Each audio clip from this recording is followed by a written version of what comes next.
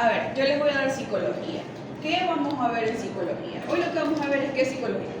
¿Y para qué les sirve a ustedes saber de psicología? Que es más importante todavía, porque ustedes se preguntarán, ajá, somos médicos, vamos a ser médicos, ¿qué nos interesa la psicología? Mucho. ¿Qué me interesa además de esta materia?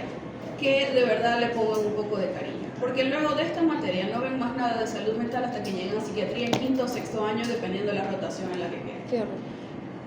¿Ah? Qué horror. Exacto. Entonces, por lo menos, si no se lo van a aprender de memoria, guarden las guías porque cuando estén allá puedan repasar porque el profesor de psiquiatría no se los va a poner. Entonces, pendiente. ¿Qué vamos a ver en esta materia? La dividimos en dos partes. Una, vamos a ver qué es psicología, pero también ya ustedes en semio deberían haber visto historia clínica, ¿correcto? Sí. Porque ya es la segunda rotación. Sí. Bueno, vamos a agregar a esa historia clínica que ustedes ya conocen la parte de salud mental. Es decir, que se pregunta, pero de esta área como tal. Y vamos a ver algunos tips de entrevista, sobre todo para pacientes que ustedes atiendan, que tengan algún problema de salud mental. Y asimismo vamos a ver cómo realizar todo esto a través de la relación médico-paciente. Es una parte de la materia bastante bonita y es la fácil, así que aprovechenla para salir bien el examen. ¿Por qué? Porque la segunda parte de la materia, que ya sería el año que viene, es de examen mental. Así como en serio les enseñaron a realizar un examen físico, aquí les voy a enseñar cómo hacer la parte mental de ese examen. Es decir, cómo evaluar las funciones mentales de ese paciente que tienen enfrente. Por ejemplo, cómo se ve la afectividad, cómo se ve toda la parte cognitiva, es decir, pensamiento, atención, lenguaje, concentración, todo lo demás. Cómo se ve la parte sensoperceptiva, si presenta alucinaciones o no, por ejemplo, y cómo se ve la parte de actividad psicomotriz, que es la que medios les dan en CEP, cuando les enseñan que tiene una marcha tácita, por ejemplo. Eso lo vamos a volver a ver aquí, pero con la parte de que es conductor, que es lo que me interesa a mí para psicología. Asimismo, luego de terminar el examen mental, vamos a ver algunas patologías del sueño y algunas de la personalidad. Es decir, vamos a definir qué es la personalidad y luego les voy a decir qué es una personalidad normal y qué es una anormal. ¿Okay? Como van a ver mucho de la materia, y creo que hoy lo vamos a definir, vamos de una vez a decir qué es normal y qué no es normal. Porque eso es muy importante en medicina y más importante todavía en psicología, que es un poco más vaga la definición de las cosas normales y anormales. ¿Dudas o preguntas? ¿Cómo son las evaluaciones? Hay 3 evaluaciones. Vamos a tener 2 parciales y un taller. El taller es en grupo para que ustedes se puedan relajar. Usualmente hago un juego de bingo. El que vio orientación conmigo sabe que me gustan los juegos. Y hago un juego de bingo haciendo preguntas sobre examen mental. Fechas aproximadas de esos parciales. La fecha del primero sería aproximadamente el 28 de enero. La fecha del taller sería aproximadamente el 4 de marzo. Y el segundo parcial sería aproximadamente el 25 de marzo. Como ven, está muy lejos, porque para cada parcial va bastante contenido. Por eso les digo que aprovechen de estudiar el primero porque es poquito el contenido y es más sencillo de comprender. Para examen mental hay muchas palabras nuevas que nos suelen confundir, sin embargo cuando lleguemos allá yo les doy tips de cómo estudiar, así que no se estresen por eso. ¿Por qué digo que son fechas aproximadas? Me suele suceder, más en el primer grupo, o sea en la primera rotación que en la segunda, pero igual me suele suceder que las fechas de mis parciales chocan con los parciales de fármaco. Si eso llega a pasar, con tiempo me avisan y yo la muevo. Porque yo sé que la mayoría de los parciales de fármaco son los mismos. Entonces les choco. Para que no tengan que matarse con 2 exámenes en un mismo día, 2 exámenes largos, si me avisan por lo menos con una semana de anticipación que esas fechas las tienen, yo les muevo esto. Sea una semana antes o sea una semana después, dependiendo de cómo vayan los tiempos y los días de fiesta que se inventan en Venezuela.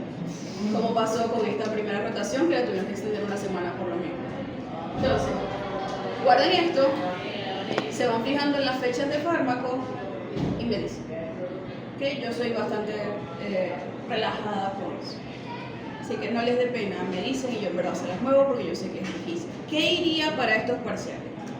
Aquí vamos a ir hasta que veamos... ¿Yo no había movido? No. Hasta que veamos la definición de examen mental. Es decir, vamos a ver psicología, qué es psicología, psicología evolutiva, entrevista, relación médico-paciente, examen mental, historia clínica, hasta aquí. La mitad de esto igual ya se lo van a saber porque hago muchas preguntas de historia clínica y eso ya lo vi. Ayudar. Este taller va todo lo que es la primera parte de examen mental, es decir, desde afectividad hasta sensopercepción, hasta actividad psicomotora. Pero eso es bastante corto. ¿Por qué? Porque para esto va todo eso más sueño y personalidad. Es decir que si estudian para esto ya tienen 3/4 de esto estudiado. Y por eso suelen salir mejor aquí. ¿Por qué? Porque esto los ayuda y esto es en grupo. Así que, ¿se entienden las 3 evaluaciones? Igual yo se los voy recordando a medida que las voy dando. ¿Las rigores valen lo mismo? Sí, la nota final es un promedio de estas 3 notas. De nuevo, para ayudarlos a que salgan mejor. Porque si les pongo porcentaje, a veces sufren un poquito. Creo que eso es todo en base a eso. Esto es individual, esto es grupal. Este va a ser el salón que tenemos todas las semanas, probablemente no. Estoy hablando con Jenny para que nos asignen uno, porque vi que me aumentaron de 33 a 36, y aquí no vamos a caber 36 personas si llegaran a venir, sobre todo para los exámenes.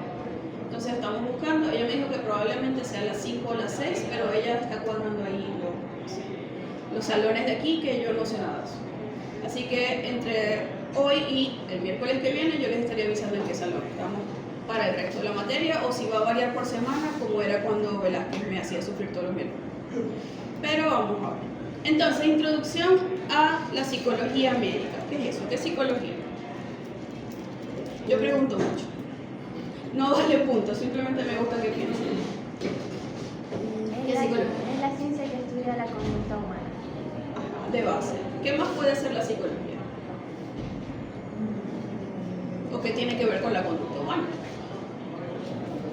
De cómo piensa el individuo y eso se refleja en su conducta también. El estudio de cómo piensa el individuo y cómo esas cosas se reflejan en su conducta. ¿Y para qué le sirve eso a un médico? Para poder aprender cómo tratar al paciente o a mejorar el abordaje con respecto al paciente. Adelante. Exactamente. ¿Por qué? Porque nosotros no podemos ver. Si quieren se apagan la luz o si sirven bien, como ustedes me digan. Porque los de atrás no sé si vean bien. Entonces, no podemos ver la enfermedad y el proceso de enfermar como algo separado. Es decir, no podemos ver un cuerpo enfermo y aparte a la persona que está enferma. Eso era el inicio de la medicina, si ya vieron historia de la medicina. Sí. Ok, eso lo vieron entonces. Antes se concebía que teníamos una enfermedad y la persona estaba como para otro lado. La idea de ver esta materia y de completar cosas que ya han visto es que debemos concebir al médico, al enfermo, perdón, como una persona que está padeciendo una enfermedad, no como partes despegadas que tienen algo que se dañó. Entonces, para ello debemos tener presente, y lo voy a mencionar muchas veces y lo voy a preguntar en el examen y siempre me lo responden mal, que tenemos que tomar en cuenta aspectos psicosociales, culturales y éticos para realizar un abordaje integral. Es decir, no solo vamos a tomar en cuenta que la persona tiene gripe, vamos a tomar en cuenta que es una persona de tal edad, de tal género, de tal cultura, de tales responsabilidades, si trabaja, estudia, no sé, dependiendo de la edad, que además tiene gripe. Y siempre voy a poner ejemplos tontos como gripe, ¿por qué? Porque es una enfermedad básica que la van a atender prácticamente cualquier paciente que les pueda llegar. Además con las lluvias más todavía. Porque si me voy a enfermedades más complicadas se vuelve mucho. Entonces, aún con algo básico, con una gripe, tenemos que tomar en cuenta todo tipo de aspectos psicosociales. Entonces, vamos a ver qué es psicología médica. Es el estudio que facilita al médico el conocimiento de características psicológicas del ser humano. ¿Qué implican características psicológicas? Comportamiento, pensamiento y emoción. Además de todo el aspecto psicosocial, que también va allí, porque además nos desenvolvemos en un grupo social. Que ustedes estén aquí en la Facultad de Medicina ya implica un grupo social. Además, tú vas a estudiar con tus amigas, eso es otro grupo social. Y te devuelves a tu casa con tu familia, eso es otro grupo social. Y si fueran de alguna etnia de las que están acá en Maracaibo, por ejemplo, Guayú, eso es otro grupo social. Entonces siempre vamos a estar implicados en uno. ¿Y qué es lo que nos interesa de esto? Reconocer diferencias individuales. Cada uno, por mucho que nos parezcamos, tenemos alguna diferencia con otro. Tú eres amiga de ella. Se juntaron porque se parecen mucho, ¿no? Hipotéticamente. Se juntaron porque se parecen mucho. Eso significa que son completamente 100% iguales. ¿Tú tienes una hermana? Hermana. ¿Tienes una hermana? ¿Nacieron de los mismos padres? Sí. ¿Y han pasado toda su vida juntos? No. Hipotéticamente. ¿Han pasado toda su vida juntos? ¿Son iguales? No. No, porque siempre van a haber diferencias individuales, hipotéticamente. Entonces, ¿qué buscamos evaluar? La normalidad o anormalidad de las conductas del paciente que tengamos enfrente y relacionarnos con ese paciente de una forma más comprensiva. ¿Qué podemos tomar en cuenta para ello? Relación médico-paciente, que si ya vieron ética, Sí. ¿alguna? Algunos. Sí. Van a ver relación médico-paciente, aquí la vamos a repetir un poco más corta. Tomamos en cuenta la actitud del enfermo y de su grupo familiar ante la enfermedad o el acontecer biológico que esté presentando. ¿Por qué incluimos al grupo familiar o social? Porque usualmente, y sobre todo en Venezuela, la persona no llega sola a la consulta. Si es un adolescente, va a ir con la familia, obviamente, pero incluso cuando somos adultos, yo llevo a mi mamá de apoyo emocional, o me acompaña mi amiga de apoyo emocional, o si soy un adulto mayor, no me puedo valer por mí mismo en este momento, me acompaña mi psicólogo. La persona no suele llegar sola a la consulta. Además, tomamos en cuenta situaciones o conflictos vitales que inciden en el proceso de salud y enfermedad. No es lo mismo que me dé una gripe siendo niño, porque me van a cuidar, a que me dé una gripe siendo la mamá que tengo que cuidar a mis 3 hijos, o que me dé una gripe siendo profesora y tengo que venir a hablar aquí, pero tampoco lo puedo contagiar a todos, como ahorita que tengo mi gripe. Entonces tomamos en cuenta situaciones o conflictos vitales. Asimismo tomamos en cuenta la biografía personal y familiar. No es lo mismo que me dé diabetes siendo una persona que en mi familia nadie es diabético. Entonces yo no me lo esperaba, porque era algo que nunca había pasado por mi cabeza, a que tenga una larga historia de antecedentes familiares con personas con diabetes o cualquier otro tipo de enfermedad similar y me dé diabetes, bueno, yo lo esperaba. El afrontamiento es diferente porque estaba en mi cabeza que eso podría suceder. Y además aspectos psicológicos de la actividad profesional de un médico en relación con él mismo. Suele suceder más en psicología que en medicina, que se tome en cuenta que hay casos que yo no puedo atender porque me afecta demasiado ese caso. Por ejemplo, en psicología es común que yo no pueda atender un caso de duelo si se me acaba de morir mi mamá. No voy a poder tratar, no importa qué tanto me pueda despegar y trabajar objetivamente el duelo de esa otra persona si yo estoy atravesando. A veces puede suceder en medicina, y es menos común que lo traten de esta manera, que mi familiar tiene cáncer y yo tenga que tratar a una persona con cáncer. No lo voy a tratar de la forma más objetiva posible. Y eso es algo que tenemos que reconocer y aprender entonces cuándo remitir a ese paciente. Porque yo estoy éticamente considerando que no puedo atenderlo de la forma más objetiva posible en este momento.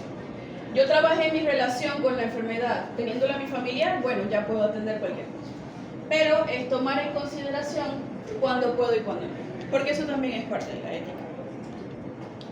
Entonces, la medicina va a tener que ver mucho con ciencias de la conducta, aunque a algunos médicos no les gusta mucho. Pero tenemos que tomar en cuenta ciertas de estas porque igual estamos atendiendo personas. Y toda persona tiene una conducta. De hecho, todo ser vivo tiene una conducta, pero no nos vamos a meter en eso. Podemos tener la sociología. La sociología se encarga de estudiar la naturaleza de las funciones de la sociedad y sus influencias individuales en los individuos. Y que acabo de decir que todo individuo está incluido en algún grupo social. Entonces tomamos en cuenta esto. Vamos a tener la antropología cultural que intenta comprender al hombre desde todos los fenómenos que lo afectan, es decir, todos aspectos psicosociales. Y tenemos la psicología, que como bien dije, ¿cuál es tu nombre? Saraí. Su objeto de estudio es la conducta humana y todo lo que implique una conducta. ¿Y qué es una conducta? Lo vamos a definir después. Entonces, ya esto es un repaso de lo que viene en la historia de la medicina, que simplemente cómo se ha dado la conceptualización de salud y enfermedad. Se inició desde un modelo biomédico, estoy saltando muchas partes de la historia, pero en esta vamos a decir que se inició desde un modelo biomédico donde la salud era simplemente la ausencia de enfermedad y la enfermedad era la lesión o el daño a un órgano o tejido o demás. Luego se pasa a un modelo biopsicosocial que reconoce que el proceso de salud y enfermedad es un continuo.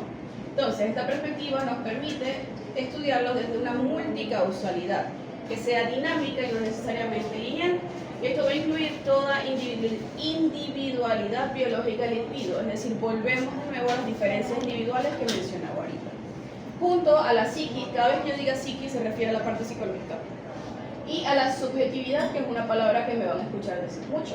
Además de circunstancias vitales, que vamos a ver cuando veamos psicología evolutiva, circunstancias sociales, que ya explicamos, circunstancias culturales, ambientales y la biografía de la persona. Es decir, no solo estamos tomando en cuenta la enfermedad, sino todo lo que implica es que ese individuo, con toda esta última parte, tenga esa enfermedad.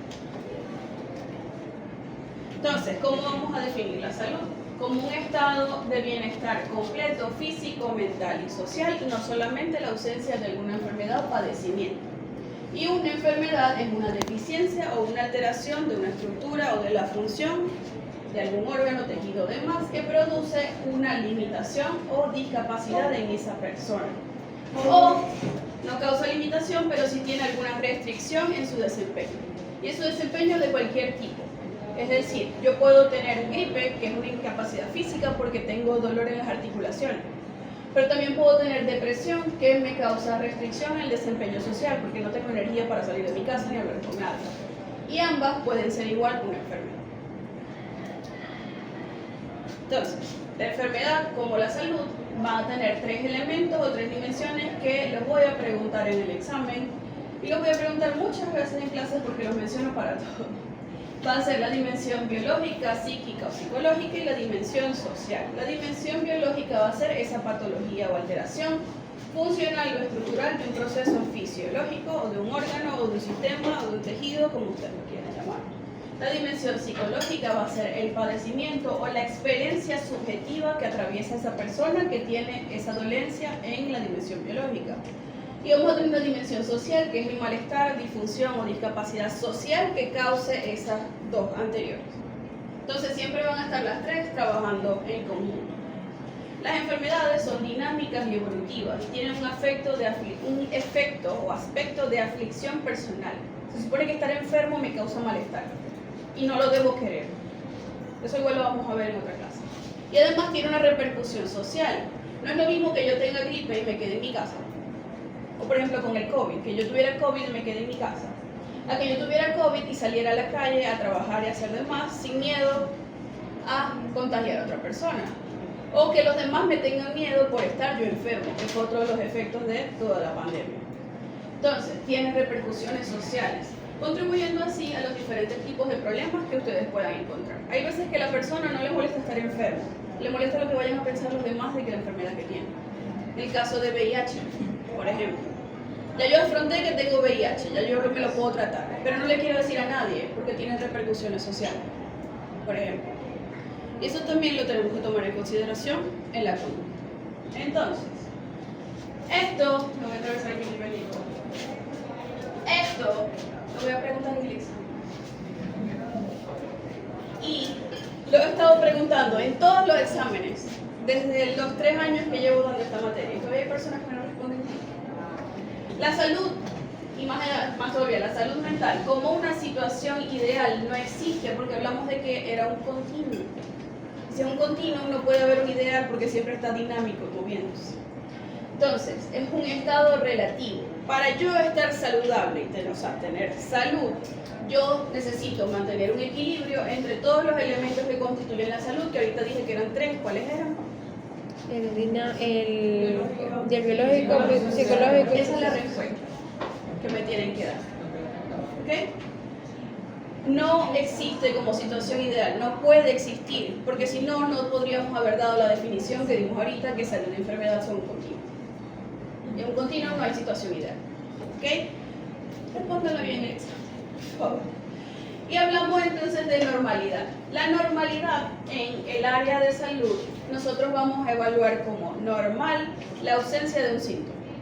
Si la persona no tiene un síntoma, está normal, está bien. Por lo tanto, anormalidad sería cuando la persona tiene algún síntoma de alguna enfermedad. En la práctica médica, sin embargo, es común encontrar que hay personas que pueden tener una enfermedad verdaderamente sin estar enfermo, sin sentirse enfermo. O podemos tener una persona que se siente muy enferma sin que haya una enfermedad objetiva. ¿Cómo así? Depresión. Depresión, ¿cómo así? la persona se siente enfermo, pero efectivamente no hay una lesión en el cuerpo. Puede ser, ¿qué más? Los trastornos de somatización, que Ajá. pueden tener que si dolores y pueden creer que tienen una enfermedad biológica, pero realmente Y le hace todos los exámenes y no tiene nada. Eso se llama ansiedad por enfermedad, por ejemplo, que lo llamaban antes hipocondría. Podemos tener personas que tienen la tensión altísima y les van a decir que no se sienten bien, no tienen nada. Pero les toman la tensión 3 veces en un periodo de 1 hora y siempre está por los cielos. O tienen la glicemia alta y ellos están allí normal. No, yo tomo metformina es porque me lo dijeron que sirve para adelgazar. Ajá, también lo he escuchado. Y resulta que aún tomando la metformina, tiene la glicemia también por los cielos. Me pasó una vez con un paciente que tenía glicemia 400, pero él estaba normal. Él no tenía diabetes, me dijo. Y yo, estoy bien, vayamos a un internista por si acaso. Entonces hay que estar pendiente también de estas cosas durante la consulta, durante la entrevista que estén realizando. Eso fue un poco violento.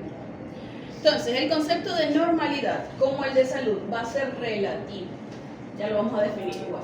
¿Por qué? Porque la normalidad es una forma de valorar hechos y personas. Y para valorar hechos y personas de la forma más objetiva, en medicina y más allá, en salud mental es un poco complicado.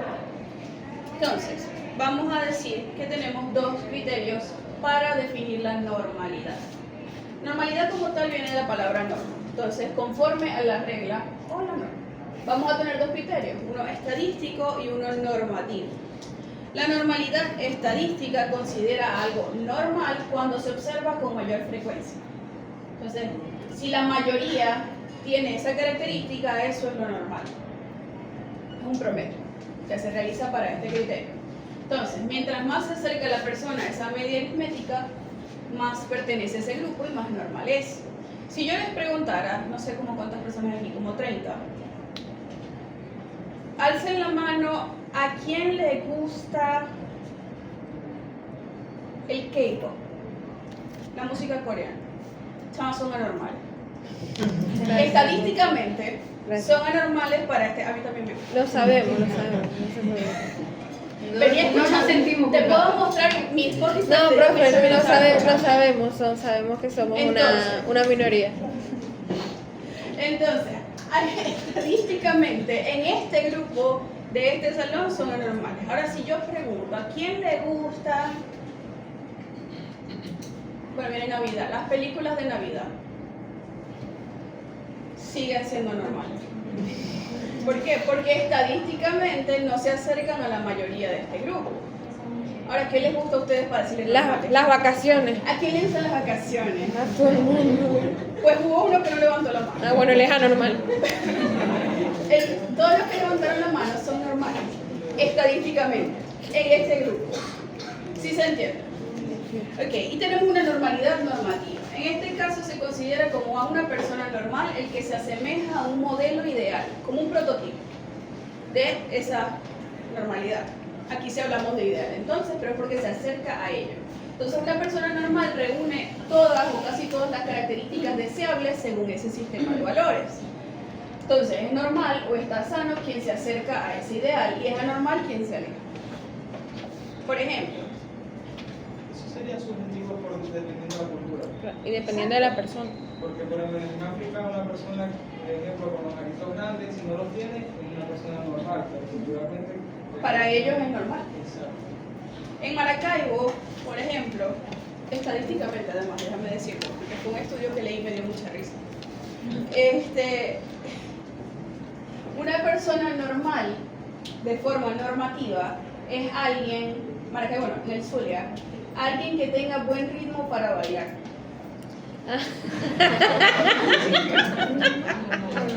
Eso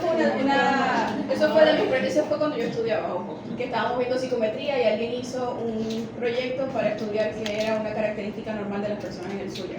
Y una de las que más se repitió, porque las personas decían que eso era el ideal de la persona zuliana, que supiera bailar y tuviera buen ritmo para ello. Eso es una normalidad normativa. Se acerca al ideal que tienen las personas de lo que es una persona zuliana. ¿Se entiende la diferencia? Sí. Allí no era la mayoría, allí era que el ideal es que supiera bailar y mientras más baile, más normal es. Y mientras menos baile, más anormal es. Entonces, en la salud, que es nuestro tema verdadero, ya no les digo normales ni normales.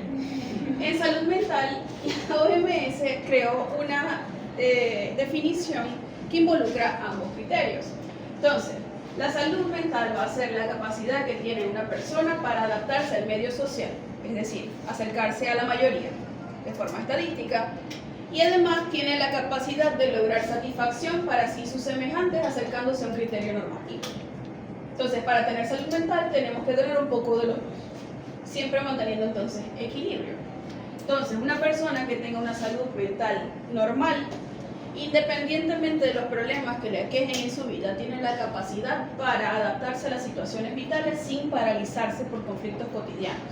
Es decir, no significa que es que no le pase nada malo, es que se puede adaptar si algo malo pasa. ¿Se entiende? Normalidad. No vayan por ahí diciéndole anormales o normales a la gente, es peligroso. Eso lo hago yo en clase. ¿Puede volver a explicar? Claro. Esta parte. Sí. Para definir, ahorita definimos salud, ¿correcto? Para definir salud mental específicamente, una persona con salud mental es aquella que, a pesar de las dificultades que haya en su vida, por sucesos vitales o no, que lo vamos a ver en otra clase, puede tener aún así algún nivel de satisfacción y además lograr adaptarse para seguir funcionando en ese medio. Eso tiene su parte positiva y negativa. Por ejemplo, en un país normal, Venezuela no, la persona puede tener igual sus situaciones vitales y adaptarse a ellas para seguir funcionando. Sin embargo, hay niveles de adaptación, como el de los venezolanos, que todo se va poniendo peor y nos seguimos adaptando. Entonces podemos tener salud mental igual, a pesar de todo lo que esté sucediendo en el país. Que eso sea normal estadísticamente a nivel mundial o no, es otra cosa. Pero una persona normal, según estos dos criterios, la persona tiene capacidad de adaptarse y además de lograr satisfacción a través de ello. No solo, sino además con las personas a su alrededor. Entonces involucramos de nuevo aquí la parte social. ¿Se entiende? Yes. Bien. Entonces, podemos tener fenómenos mentales que estén relacionados con el funcionamiento orgánico.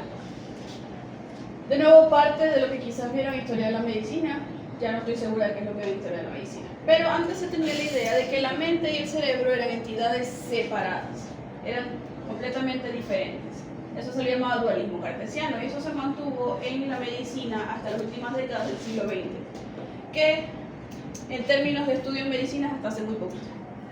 Entonces, es entre 1990 y 2000, es decir, apenas hace 25 años más o menos, que se entra la década del cerebro y se hicieron muchos avances en la comprensión verdadera entre lo que es mente y cerebro, o entre lo que es la parte psicológica y la parte física. Que se notaba que hay manifestaciones clínicas de toda enfermedad que son resultado de la interacción de fuerzas complejas entre biología, factores socioculturales y factores psicológicos.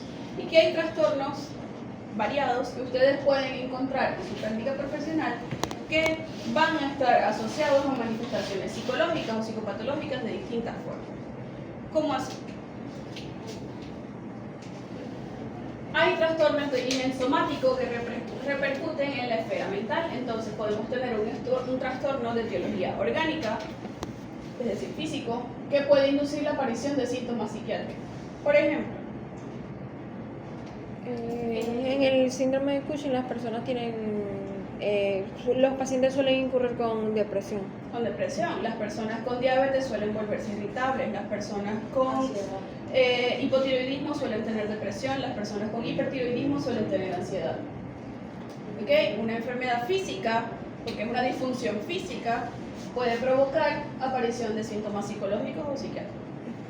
Podemos tener un trastorno somático inducido por un estado mental, es decir, la aparición y evolución de un trastorno somático puede ser influenciada por el estado físico.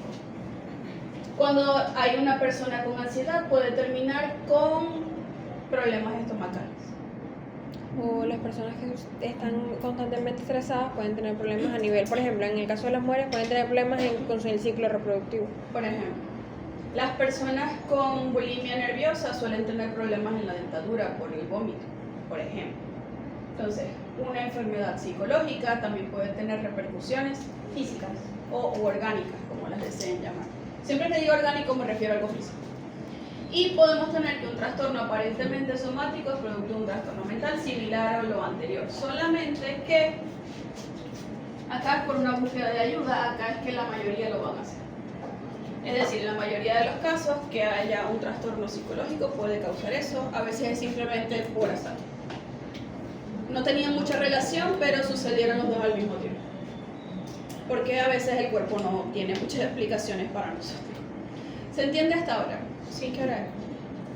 No tenemos tiempo. La clase de hoy es corta, menos. Vamos con psicología. A ver qué saben tanto ustedes de psicología. No tienen ni una amiga que estudie psicología. No. Decir amigos Yo de no. psicología es muy raro. Porque hay muy pocos hombres. Amigues.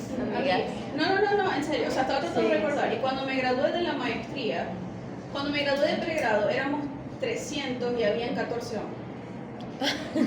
Y cuando me gradué de la maestría de clínica, éramos 14 y no había uno. Entonces es como, por eso lo digo, no por otra cosa. Entonces, generales de psicología. La psicología como ciencia. No inició así, pero la psicología la palabra viene de dos vocablos griegos. Psique, que significa alma o espíritu, y logos, que ya saben que significa estudio, tratado, ciencia. La psicología entonces la vamos a definir como la ciencia que estudia la conducta humana y sus procesos mentales subjetivos desde el punto de vista de su entorno físico y social. Es decir, vamos a incluir de todo un poco. Si yo escribo en pizarrón, ¿no van a ver? Sí, puede ser. Cuando yo hablo de psicología, siempre vamos a tomar en cuenta, y por lo menos de la perspectiva que yo lo trabajo en clínica, vamos a ver que vamos a tener pensamientos, emociones y acciones. Yo puedo pensar algo que me hace sentir algo que me hace actuar de alguna manera. O puedo actuar de alguna manera que me hizo pensar algo que me hizo sentir algo. O pude sentir algo que me hizo pensar de alguna manera que me hizo actuar de alguna manera. Siempre van a estar las tres dando vueltas allí para ver cómo estoy funcionando. Y siempre van a estar trabajando en conjunto. No es que se dan de forma separada. Y todo eso es lo que va a formar mi conducta.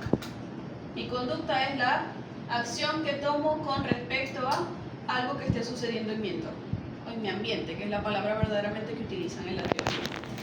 ¿Por qué digo que no inició como una ciencia? Inicialmente la psicología fue una rama de la filosofía.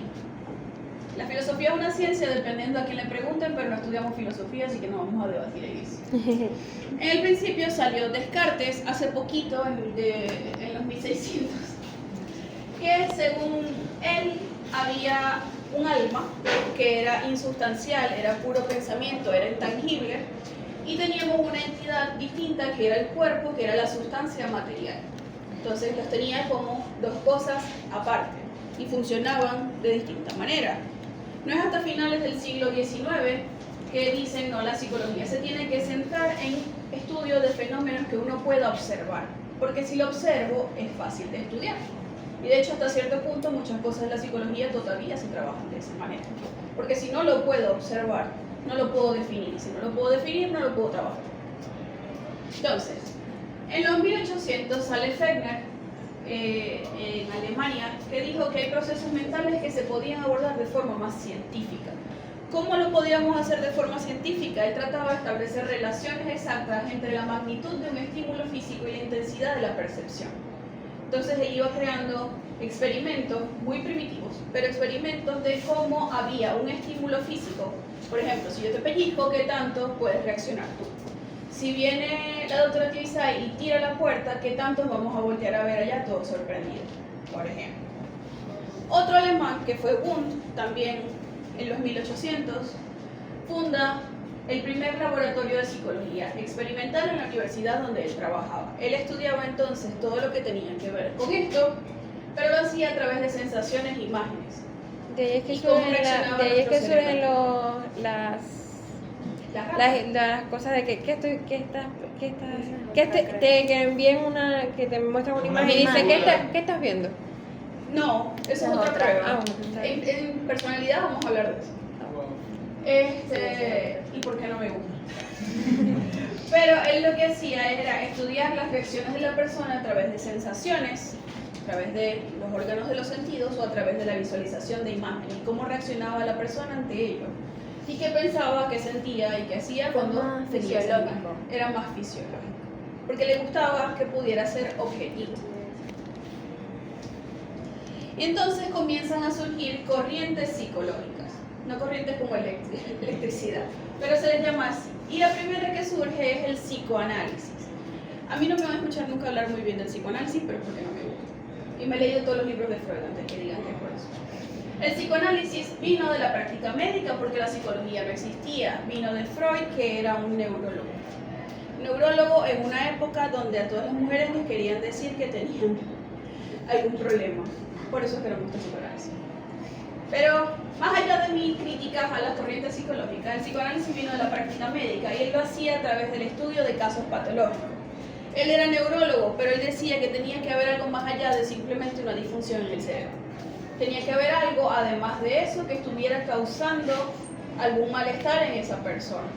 Entonces él propone que el psiquismo es un mundo dinámico y energético que no se limita solo a lo consciente, es decir, no está limitado solo a aquello que yo me doy cuenta, sino que hay contenidos inconscientes que yo no me doy cuenta, pero que aún si no me doy cuenta son determinantes en mi motivación y en las acciones que yo voy a tomar.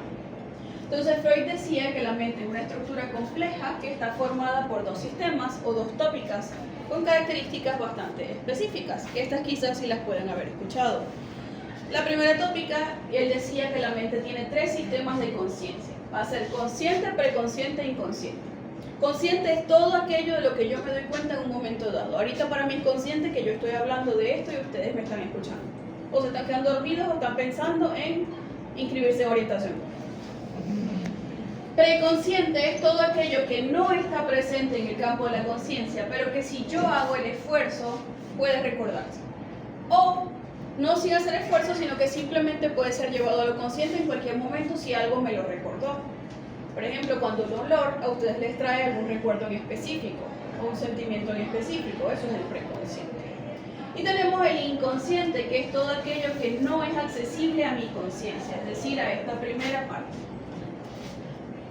No me doy cuenta de que está allí, sin embargo, aunque no me doy cuenta porque puede que esté reprimido, es decir, mi cerebro no me está permitiendo recordarlo en ese momento, aún puede ser guía de mi conducta. Y yo no me doy cuenta. Entonces a veces ustedes dirán, es que yo actúo así, yo no entiendo por qué yo actúo así. No lo pude controlar. Puede ser efecto del inconsciente, según esta teoría, por ejemplo.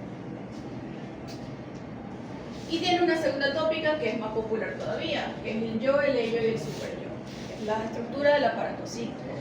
El yo representa la realidad, el sentido común, que ahorita dijiste que casi no tenía muchas personas, y la razón con la que actúa una persona. Tú dijiste que no, muchas personas no tenían sentido común. Ah, sí. Eso sí se lo dije. Tenemos el ello, que es todo lo contrario. El ello se rige por el principio del placer. Sí, me demanda entonces satisfacción inmediata a lo que yo quiero. Y yo sé que Freud es popular por toda esta cosa del sexo, pero no se refiere a placer sexual solamente, se refiere a aquello que me hace sentir bien. Entonces no lo puedo controlar.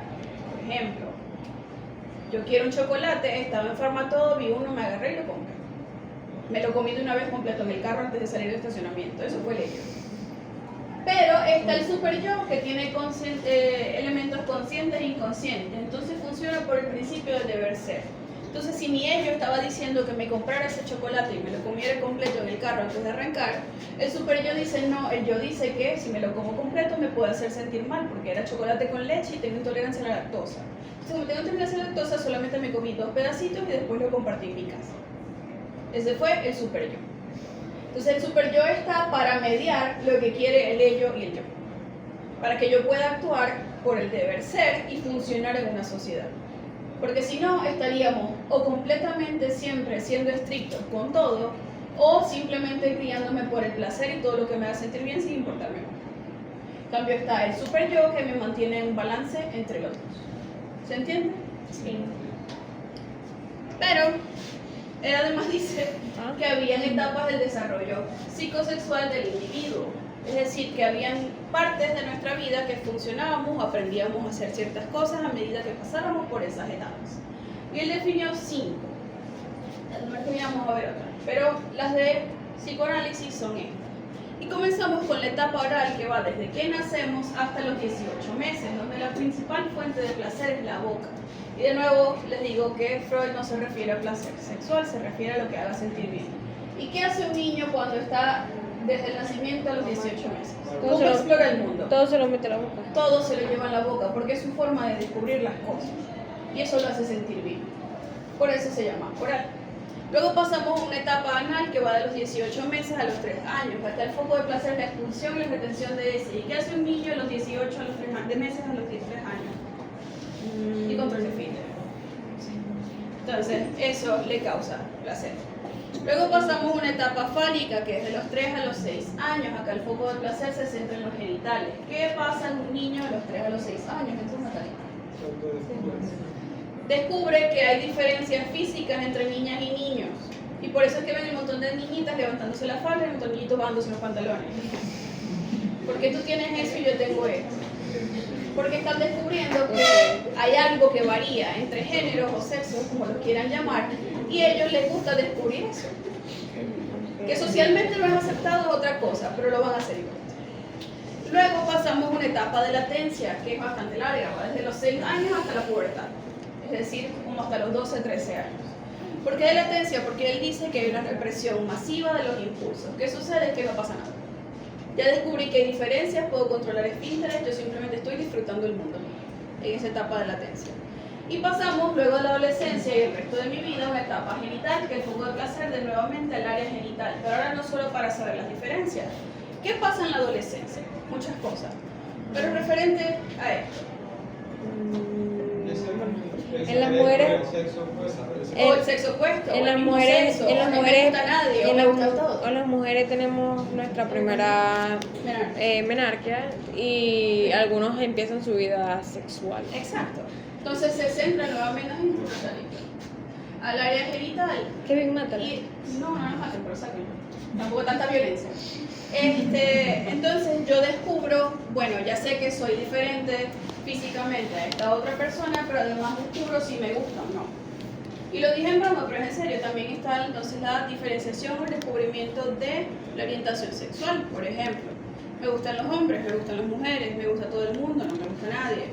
Todo eso va en esta etapa y continúa a medida que la persona va creciendo y pasa a todas las etapas de la adultez.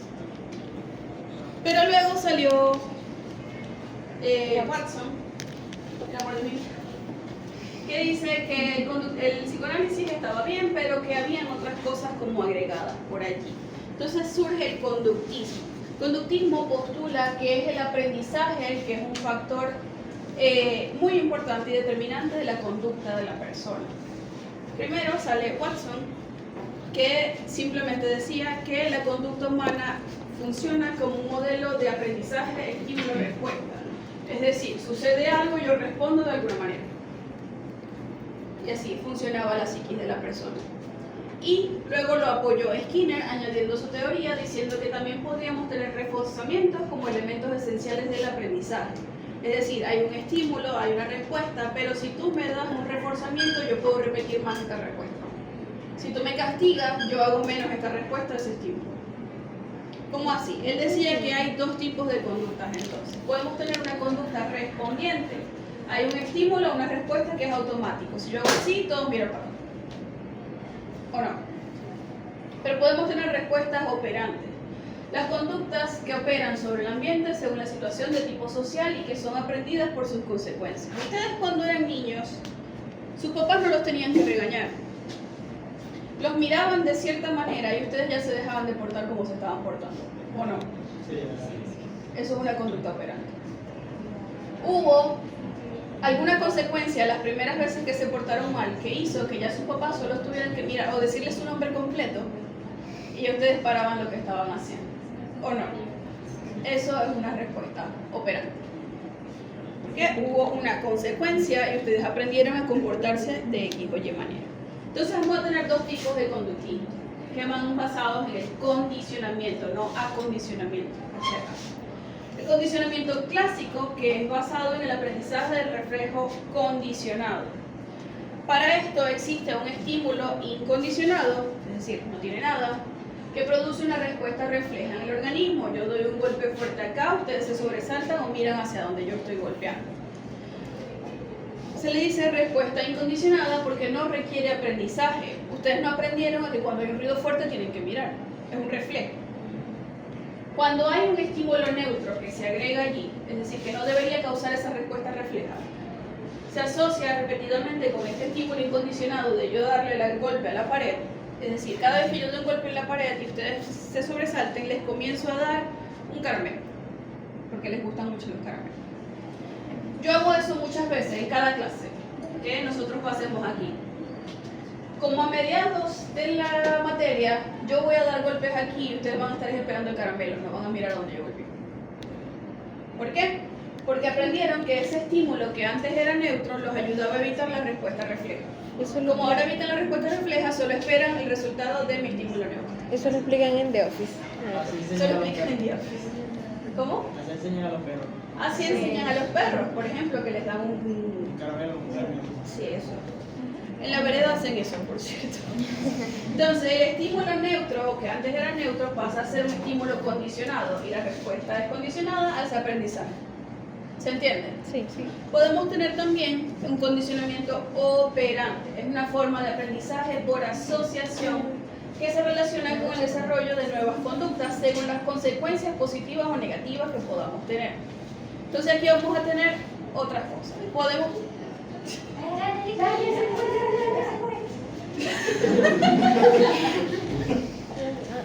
Eso fue una respuesta refleja, por ejemplo.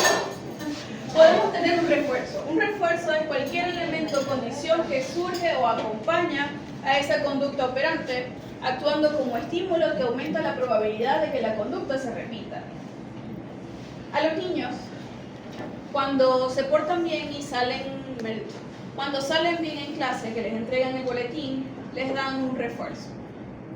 Es decir, me llevan a comer, me llevan al parque, me llevan algo, me compran un juguete nuevo que yo quería. Eso es un refuerzo. ¿Qué hace ese refuerzo? Que yo estudie todo el resto del lapso para que cuando llegue el otro boletín me den otro premio. ¿Correcto? Pero a veces hay un castigo. Un castigo es la condición o estímulo que disminuye la probabilidad de que esa conducta se repita. Entonces, un castigo positivo sería agregar un estímulo aversivo, que me aleje. Un castigo negativo es quitarme una recompensa. Entonces, yo no salí bien este lapso. Yo, la niña que estaban haciendo condicionamiento, yo no salí bien este lapso. Me pueden dar un castigo positivo, que sea, tienes que estudiar más, te vamos a meter en una escuelita y ya no vas a tener tiempo para hacer nada. O me pueden dar un castigo negativo, y es que ya no me van a dar la recompensa que yo estaba esperando, que era salir al parque, salir a comer, lo que sea. Esto a veces puede llevar a algo que se llama extinción, que es la disminución de la frecuencia, a veces la eliminación completa de una conducta aprendida, cuando tal conducta no tiene consecuencias reforzadoras. Por ejemplo, ese niño pasó a bachillerato, seguían con lo mismo, pero llegó a la universidad y quedaron en cuadro de honor, pero ya no les dan nada. Como ustedes. Se extingue la conducta. Desaparece porque ya no hay refuerzos, a menos que ustedes mismos sean los que continúen dándose ese refuerzo. Pero a veces de la parte interna no funciona tan bien como cuando te lo daban tus padres, por ejemplo. Qué triste, ¿verdad, Cris? Ah, no. ¿Se entiende la diferencia entre el operante y el otro? Además, decían que nosotros también no solo aprendemos porque nos hagan a nosotros eso, sino que también podemos aprender por observación. Algo que se llama observación, aprendizaje observacional o aprendizaje por imitación. De nuevo, sigue siendo conductual porque es conductismo, pero similar al condicionamiento operante, solamente que no me está pasando la consecuencia a mí, sino que ese niño estaba en un parque con otro niño, al otro lo regañaron, lo castigaron y se lo llevaron del parque. Yo me voy a portar bien para que no me pase lo mismo. ¿Ok? Yo vi cuál era la consecuencia que le sucedía a otro y en base a eso modelo mi conducta, porque no quiero que me pase lo mismo. O si le pasa algo bueno a la otra persona porque le dieron una recompensa, yo me porto igual para esperar la recompensa que le dieron a él. ¿Cuál es el problema? Que a veces no funciona porque no estaban esperando lo mismo de mí que estaban esperando de esa persona. Entonces a veces puede fallar en ese sentido.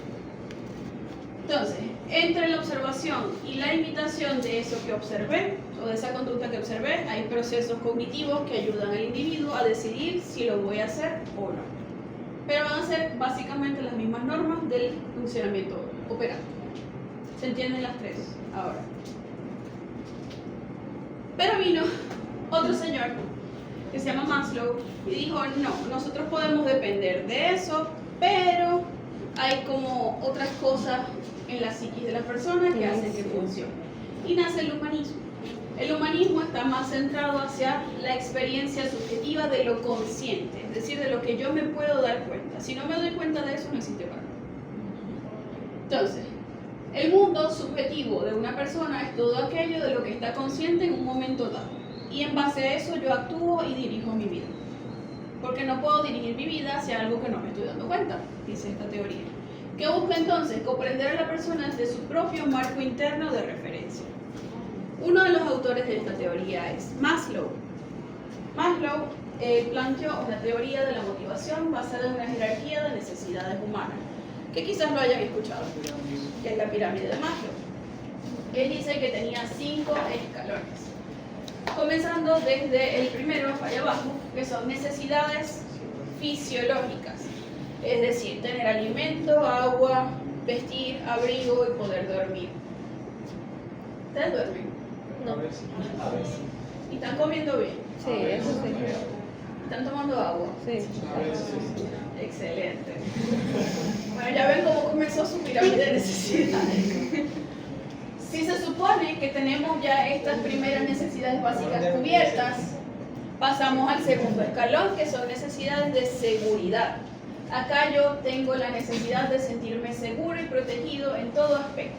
Seguridad física, pero también estabilidad con mi familia o mi grupo social, estabilidad económica, estabilidad emocional. Eso no lo voy a preguntar si la tienen.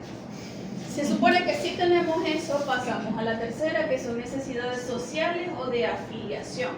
Acá es más relacionado con el sentido de pertenencia, de cariño, de amor, de participación social, de que me acepten en mi grupo social.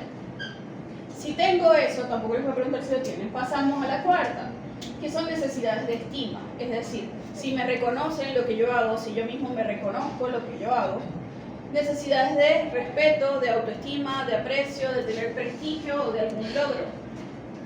Se supone que si cubro estas 4, puedo llegar a la autorrealización, que es el desarrollo máximo del potencial de esa persona, de su potencial de crecimiento. O sea que si el primero está mal los demás. Una de las críticas a la teoría es que es difícil tener las 4 al mismo tiempo para llegar a la autorrealización.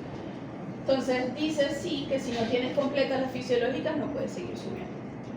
No, hombre, muchachos, no podemos ir subiendo. Bueno, No puedes seguir subiendo, Richard. ya eso es cuestión de ustedes.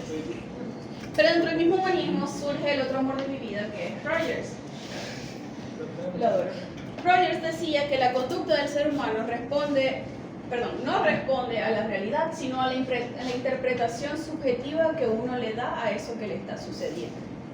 Entonces todo es bastante personal para él. Y lo hacíamos en base a 2 puntos. Uno es que la conducta del ser humano está dirigida a una tendencia a esa autorrealización que vimos ahorita. No significa que tengamos que cubrir cada una, sino que siempre queremos ser lo mejor que podamos ser. Y que además es una motivación innata presente en todos los seres humanos, que nos dirige hacia desarrollar nuestras potencialidades hasta el mayor límite posible.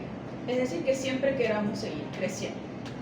Y 2, es que todos los seres humanos van a tener una necesidad de aceptación, consideración positiva, que se refiere a aceptación de su grupo social o respeto, simpatía o amor. El Vale entonces dice que nosotros nos guiamos por estos 2 puntos para interpretar esa realidad.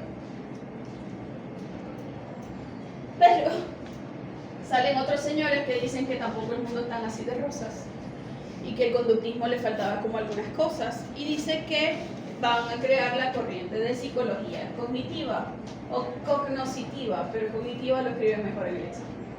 Entonces la corriente cognitivista emerge en los años 60. Eso es hace nada, básicamente, para hacer una corriente psicológica. Y es una consecuencia directa del conductismo. Ellos decían que sí, el conductismo dice que un estímulo va a tener una respuesta, pero además de esa respuesta nosotros tenemos cogniciones, es decir, tenemos pensamientos en base a esa respuesta. De allí, después de esto, es que se va formando esto que les expliqué aquí. Por ejemplo, Entonces dice que además el individuo puede emitir una respuesta sin necesidad de que el estímulo esté presente objetivamente. ¿Por qué? Porque está representado como imagen o pensamiento en mi cabeza, sin que esté allí el estímulo. Entonces yo sabía, ese niño en el colegio, que yo me tengo que portar bien porque yo me acordaba de mi papá, se me iba a mirar así y ya yo me portaba bien en el colegio. Mi papá no tenía que estar ahí para decirme algo o para mirarme. Yo me portaba bien porque pensé en ello. Entonces, los representantes más conocidos de esta corriente son Ellis y Beck. La noción central de las teorías que ellos crearon y crearon luego de la psicología cognitiva es que todo individuo tiene creencias acerca de sí mismo, creencias de los demás, creencias sobre el mundo y creencias sobre el futuro, que forman parte entonces de un esquema cognitivo que se desarrolla en nuestra mente, va desarrollándose desde la niñez y luego mientras vamos creciendo se consolida por aprendizaje. ¿Ustedes vieron Intensamente? Sí. La primera, por lo menos. Sí. ¿Recuerdan las islas de la personalidad de Riley? Sí. Son las creencias desarrolladas en la niñez. ¿Vieron la segunda parte? No. Sí. Vieron que se crearon más islas, ¿verdad? No. Y que iban variando con respecto a la primera, No. porque se van consolidando por aprendizaje mientras la persona crece. Me encanta Intensamente, porque explica muy bien este tipo de cosas. Entonces, desde la niñez nosotros vamos formando creencias sobre lo que nosotros vamos observando en el mundo, que pueden ir variando o no, dependiendo de los sucesos vitales que pasen en nuestra vida. ¿Se entiende? Sí. Por ejemplo, para explicar en la depresión, Ellis y Beck dicen que una persona con depresión tiene creencias negativas acerca de sí mismo, acerca del mundo y acerca del futuro. Para poder diagnosticar depresión y para poder tratar depresión según las teorías de Beck y Ellis, por ejemplo. Entonces, estos esquemas establecen pensamientos, emociones y conductas o acciones y cómo nos relacionamos con las demás personas. Además, la interpretación que esa persona le dé a los eventos de su vida, es decir, lo que piensa del evento, determina cómo se siente y cómo actúa. De nuevo, entonces, va a enfatizar la percepción de la realidad y el significado que nosotros le damos a esa realidad. Entonces, el modelo cognitivo actual no postula una relación secuencial entre pensamiento, emoción y acción, sino que asume que son interactivos y que tienen reciprocidad entre ellos. Es decir, ya no es que yo pensé, sentí y actué, sino que a veces puede pasar en cualquier orden. Pero siempre están los tres por allí.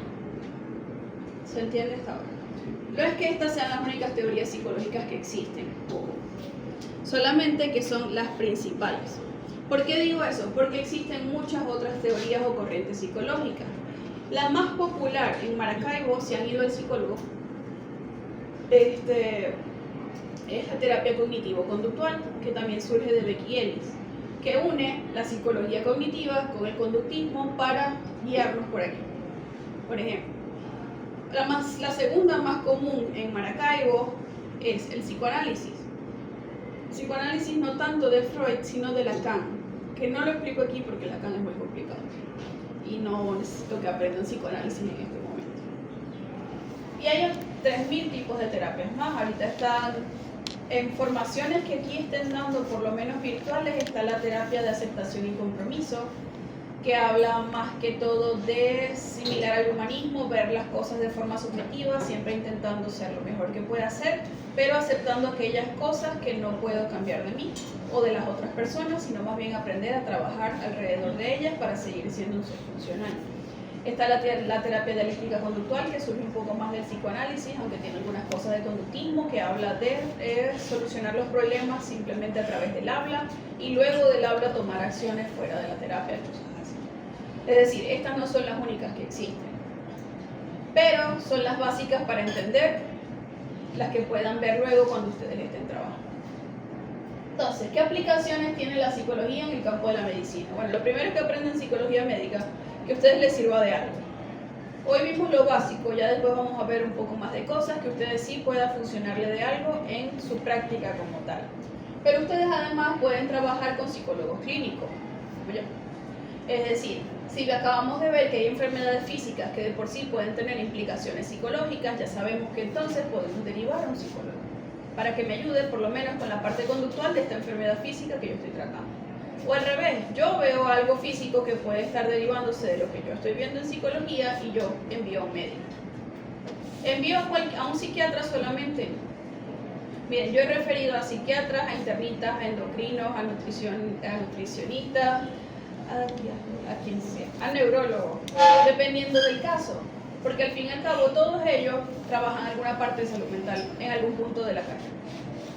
Pero también pueden tener estudios en psicofisiología. ¿Qué fisiología? Ya se lo vieron. La ciencia de cómo funciona el organismo. ¿Cómo? El estudio. El estudio de la función del organismo. Ok, y si le añadimos psico, Sí, cómo funciona psicológicamente. ¿qué efectos puede tener cambio fisiológico en la conducta de la persona? Algo así. Se está despidiendo también. Podemos tener también la psicología de la salud. La psicología de la salud se centra en el estudio y tratamiento de las enfermedades crónicas a través de la psicología. Por ejemplo, diabetes, hipertensión, cualquiera similar. Se centran específicamente en el tratamiento de ellas. Y suelen trabajar más que todo en hospitales, más que en una consulta independiente. La semana que viene vamos a ver psicología evolutiva, si nos da tiempo, que es el estudio de todos los procesos que suceden, toda la evolución del individuo, desde que nace hasta que muere. Podemos tener la psiconeuroinmunología, que ustedes la ven aquí como una electiva, si mal no recuerdo. Pero creo que la van Psiconeuroendocrinología. a ingresar al pensum. Ah, qué chévere. No sabía eso. Pero, ¿qué es la psiconeuroinmunología o psiconeuroendocrinología?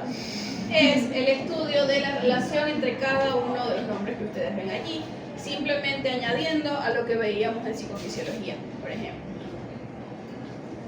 Podemos tener el estudio de psicopatologías, que los lleva a psiquiatría, que es lo que van a ver en la materia de psiquiatría. Van a ver todas las patologías mentales o psiquiátricas que se pueden presentar en el individuo. De personalidad, de esquizofrenia, de depresión, de ansiedad, de consumo de sustancias. No me acuerdo qué más ven en psiquiatría. Pero esas son las básicas. ¿Y cómo? Cómo abordarla. Además, en psiquiatría les dicen no solamente qué es la depresión y cuántos tipos de depresión existen, sino cómo es el tratamiento de ellos.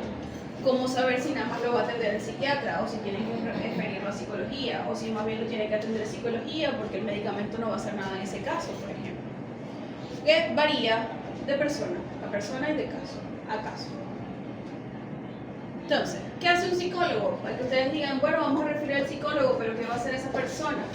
Va a realizar ciertas técnicas de intervención terapéutica que se realizan desde mi área, que es la psicoterapia. La psicoterapia es un tratamiento de naturaleza relacional que consta de técnicas derivadas de las teorías psicológicas que acabamos de ver o de otras teorías psicológicas que existan y que lo que busca es aliviar o eliminar el sufrimiento, los trastornos conductuales, emocionales a través de una relación terapéutica. Lo mismo que ustedes llaman relación médico-paciente, en psicología se llama alianza terapéutica. Suena más bonito, pero es lo mismo. Estas técnicas tienen que ser realizadas por profesionales entrenados en psicoterapia. ¿Todos los psicoterapeutas son psicólogos? No. Hay médicos que pueden estudiar psicoterapia, usualmente son los psiquiatras. Algunos que he visto han sido, ¿cómo se llaman los que atienden a adultos mayores? Geriatra. Los geriatras, he visto algunos que estudian psicoterapia, son parte del acompañamiento que realizan al paciente, pero no todos. Y todos los psicólogos son psicoterapeutas tampoco. Los que se dedican al área clínica son los que estudian, se forman en psicoterapia. Entonces eso es algo a tener en consideración cuando estén buscando a quién referir, por ejemplo. Entonces, ¿qué técnicas podemos tener nosotros? Depende. Pero el objetivo principal de la psicoterapia van a ser un alivio sintomático, es decir, queremos disminuir o eliminar por completo los síntomas de ese cuadro clínico que está presentando un paciente. En algunos casos no solamente disminuir o eliminarlos, queremos una modificación conductual, es decir, queremos crear un cambio en esa conducta desadaptativa. Cuando hablo de conducta desadaptativa es que no le está permitiendo a esa persona funcionar de forma normal en la sociedad en la que se encuentra. común por ejemplo en algunos trastornos de personalidad o en algunos niños con algún trastorno de conducta. A veces no necesitamos aliviar algún síntoma, simplemente damos apoyo y orientación, es decir, le damos o ayudamos a la persona a formar habilidades que le permitan funcionar de forma adaptativa, entonces sabe cómo mantener su estabilidad emocional, sabe cómo afrontar las situaciones que le suceden alrededor de su vida y ayudamos a elevar su autoestima, sobre todo en casos de situaciones críticas que esté viviendo la persona. En otros casos, así no haya un trastorno de personalidad, podemos ayudar a la modificación de rasgos de personalidad, pero esto suele ser a largo plazo. ¿Okay? Esto es un trabajo de psicoterapia bastante largo, porque no es tan fácil cambiar la personalidad de alguien. Y a veces no cambia por completo, además. Y para todo lo demás tenemos la ayuda en resolución de problemas. Hay personas que ustedes dirán, pero ¿por qué necesito ayuda para resolver problemas? Es porque hay personas que no tienen habilidad de resolución de problemas alguna. Se les presenta un problema, así sea pequeño en su vida, y se paralizan y no saben qué hacer. Entonces no tomo decisiones en mi vida, sino que la toman las personas a mi alrededor porque yo no supe qué hacer. Entonces para esto tenemos un entrenamiento en resolución de problemas, que se le da asesoría a las personas sobre cómo generar alternativas de solución cuando se les presenta un problema en su vida. Pero también podemos explorar. La psicología se vale de 3 tipos de instrumentos estandarizados para la evaluación de un paciente. Podemos tener test psicométricos, podemos tener escalas de valoración y podemos tener la entrevista psicológica semiestructurada, que es la que van a ver ustedes conmigo. Los objetivos de la evaluación psicológica van a ser el diagnóstico, en la mayoría de los casos. Luego del diagnóstico especificamos la gravedad de esos síntomas o de ese trastorno, dependiendo del caso, y evaluamos las potencialidades del paciente para utilizarlas para el tratamiento. ¿Qué es un test psicométrico? ¿Alguna vez han ido a una entrevista de trabajo y les hicieron responder una prueba con como 500 preguntas? Eso es un test psicométrico. Algunas escalas de valoración son similares, pero son más cortas. Y la entrevista psicológica es que hablaron con ustedes, que lo vamos a ver luego. ¿Que hay algunas test que les mandaron a dibujar algo? Puede ser. ¿Le han mandado alguna vez a dibujar una persona? Sí. Esos también son test psicológicos, Una pero no son pers- psicométricos. Una persona bajo la lluvia.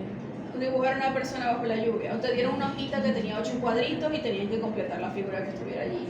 Esas son pruebas comunes que hacen en entrevistas de trabajo. Y bueno, ¿hacia dónde va la psicología ahorita? Bueno, a estudiar lo que es todo lo que tenga que ver con neurociencias, porque está de moda y ha sido bastante relevante en encontrar todavía cómo sigue funcionando toda esta relación. Además de estudiar la neuroplasticidad o la plasticidad neuronal, que es la que nos permite seguir realizando estos aprendizajes que mencionábamos, por ejemplo, en conductismo o psicología cognitiva. ¿Por qué? Porque existen ciertas alteraciones en la conectividad neuronal que a veces no permiten que tengamos plasticidad neuronal. O existen ciertos diagnósticos, por ejemplo, la depresión, que alteran esa plasticidad neuronal. Y resulta que luego de que se sale o se le da de alta de ese diagnóstico, la persona no tiene los mismos niveles de concentración, por ejemplo. También se ha estudiado que hay acontecimientos vitales que cambian por completo algunas cosas de la plasticidad neuronal también. Es decir, no tuve una enfermedad como tal, pero luego de la pandemia, aunque nunca me dio COVID, yo no he funcionado igual. Nunca me dio COVID, es decir, la parte física siempre estuvo perfecta. Pero luego de la pandemia yo siento que no puedo salir de mi casa si no hago otra cosa. Porque no me siento seguro. Eso es un acontecimiento vital. Y simplemente se siguen estudiando nuevas tendencias en psicoterapia, como les dije, la terapia de aceptación y compromiso, la dialéctica conductual, que se le llaman. Sí, son de las más nuevas que se están estudiando ahora y por lo menos las que he visto que aplican aquí en Maracay. ¿Se entiende todo hasta ahora? Bien. Esto es, hasta hoy ya pueden prenderle algún momentico para terminar de decirles algo y son libres. Por ahora. A ver. Hasta llegar a la casa. ¿Cómo? Hasta llegar a la casa. Hasta llegar a su casa. Bueno, a ver, como les dije, estas son las fechas tentativas de los parciales y del taller. Anótenlas, les dije, recuerden que si esta o esta, es decir, esta no, pero esta o esta son el mismo día de un parcial del fármaco, me dicen y yo puedo mover la fecha por una semana. ¿Ok? Porque yo entiendo que ustedes se desesperan con esa materia y no queremos que sufran tanto conmigo. Con los demás no sé. esto es individual, esto es grupal, esto es individual. ¿De grupos de cuánto, profe? Tengo que esperar que llegue la segunda clase para ver si no hubo más cambios y les digo, porque depende de cuánto sea. ¿Este va a ser el salón siempre? No. Estoy esperando que Jenny me diga cuál va a ser nuestro salón para yo poderles decir, porque como vieron aquí estamos como un justico. Y entró una tarita y a mí no me gustan los insectos, así que vamos a ver. Aunque en uno de por allá una vez me salió un murciélago, así que qué tal. Yo les envío las diapositivas, sí, pero me tienen que recordar porque a mí se me olvida. Para eso me incluí en el grupo. Yo por ahí les voy enviando las diapositivas, pero en verdad me tienen que recordar porque a veces yo me voy de aquí a consulta y se me fue. Entonces, los miércoles por las tardes, tipo 5, me escriben y yo las paso. Si han visto que no las pasé en el transcurso de la tarde. ¿Cómo son los exámenes? Porque siempre me lo preguntan. Siempre lo hago de selección simple y verdadero y falso. 20 preguntas, 10 y 10, cada pregunta vale un punto. Y el taller, suelo hacer un juego de bingo en el que les hago preguntas sobre examen mental. O les pongo un caso corto, cuando les diga examen mental les explico el tipo de pregunta, no lo van a saber ahora, y me tienen que decir la patología que se esté presentando. Y esto usualmente es simplemente 20 preguntas de selección simple porque es un tema un poco largo, como pudieron ver, van unos 14 temas para ese examen, entonces lo suelo hacer de selección simple para que sea más fácil para ustedes. Igual de nuevo, cuando lleguemos a esos temas yo les explico cómo pueden estudiar para que sea más sencillo de recordar porque a veces son muchas palabras nuevas para todos. ¿Se entienden las evaluaciones? Si es así, entonces estamos listos para ello. Nos vemos la semana que viene.